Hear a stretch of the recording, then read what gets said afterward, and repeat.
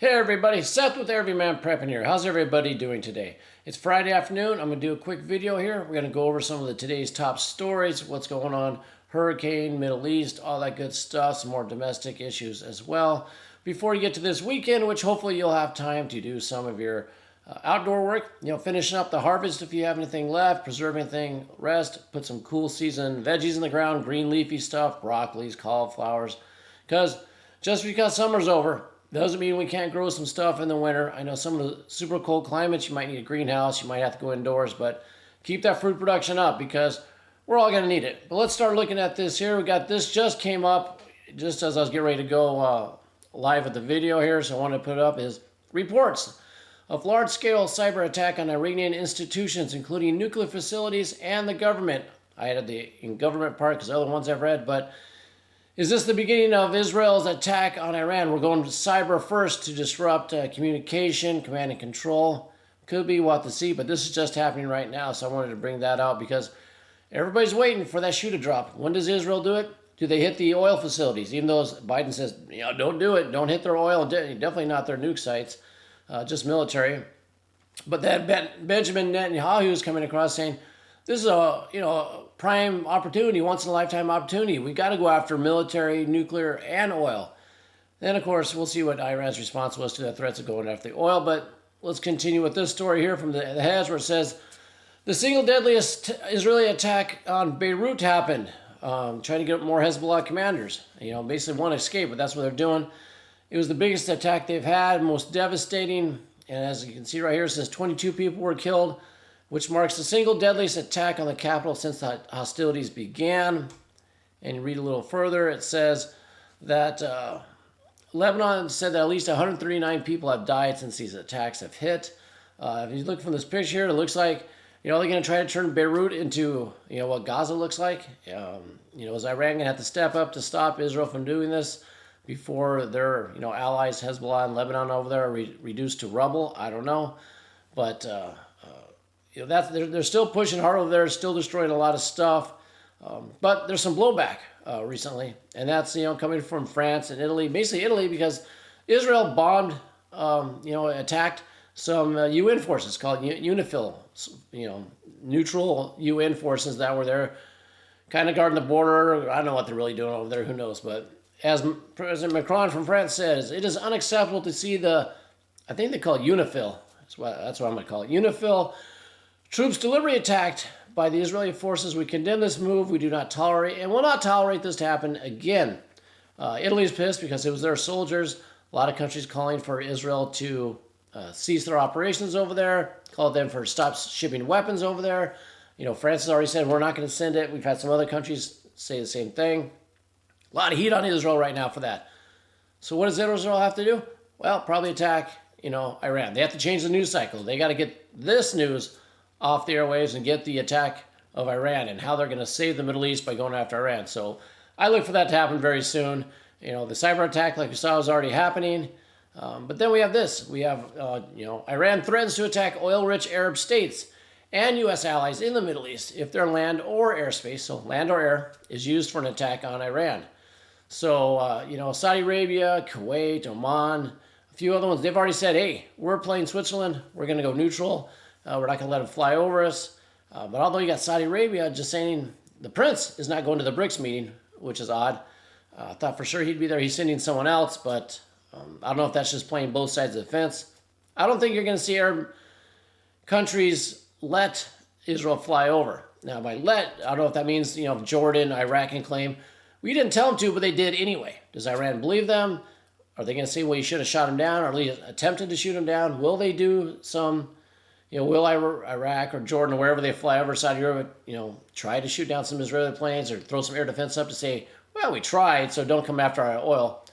Because if Iran's oil gets hit and you got, then they retaliate and they hit, Saudi Arabia oil, UAE, Oman, all that, your cost per barrel is going to go like 200, per barrel or something. It's going to go outrageous. So I don't think anybody wants that, but we'll see what happens. We'll see. Benjamin Netanyahu, I think he wants to go for the kill shot. I think he wants to go for everything. So look for this to happen more tonight. And the next, it's got to happen quick because that news cycle, we got to change that news cycle. By we, I mean not me. I mean Israel.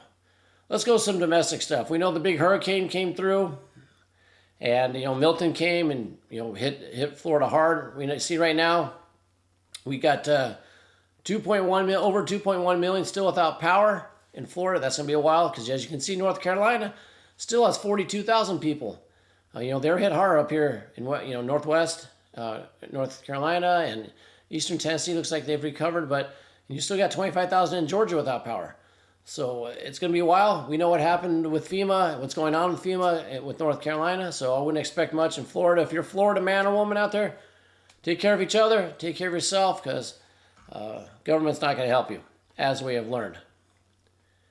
Going on from there, we see this here domestically. A company, what's it called? Bruce Pack. They're pulling 10 million pounds of meat off the market. 10 million pounds. I don't even know how many people that feeds. Ready to eat meat. That's probably lunch meats, cold cuts, whatever. But damn, that's a lot of meat to come off for the possibility of listeria. Why don't we see if it's really listeria? I don't know. There's got to be something else to do besides just chucking 10 million pounds of meat. Is there an ulterior motive? Is there something else going on? Basically, find some local food. Find local farmers that can get you some good meat that won't be contaminated or they won't try to destroy. Find local small grocery stores that source their food from somewhere else besides these giant mega farms. And, and listeria, basically says if it's contaminated, you can get an infection, affects older adults, person with weak immune systems, pregnant women, whatever. I don't even know how many people have gotten sick, but 10 million. In a time when food is already short, prices are high, you got this going on. We'd love to hear your comments about this. Also, take the time, please hit that like, share a comment. If you haven't subscribed, please do so at this time. And we got one more before we wrap this up here. Let's talk about one more thing, and that's the Northern Lights. I don't know if anybody went out last night. They were visible almost throughout the entire United States. In the southern parts, you probably couldn't see with your naked eye, but if you had your camera out and you put it on night mode and took a long exposure, you probably would have seen something. They were all over the United States. Beautiful aurora. The bad part about this, this article, says, what's behind the northern lights that dazzled our sky? Well, it's the failing magnetic field, the pole shift that's coming. There's an ongoing pole shift. The Earth's magnetic field is weakening. We're in a solar maximum right now. This was an X 1.7 flare that did all this. And usually, now auroras are usually green. You can see green down here at the bottom. And then, that's normal, but it's normal like up by the Arctic, Alaska, all that. When you're getting reds down in Texas, in Florida, in Colorado, and some parts of California, if you're getting reds, red is a different wavelength. It means it's even a weaker magnetic field to let the red colors in.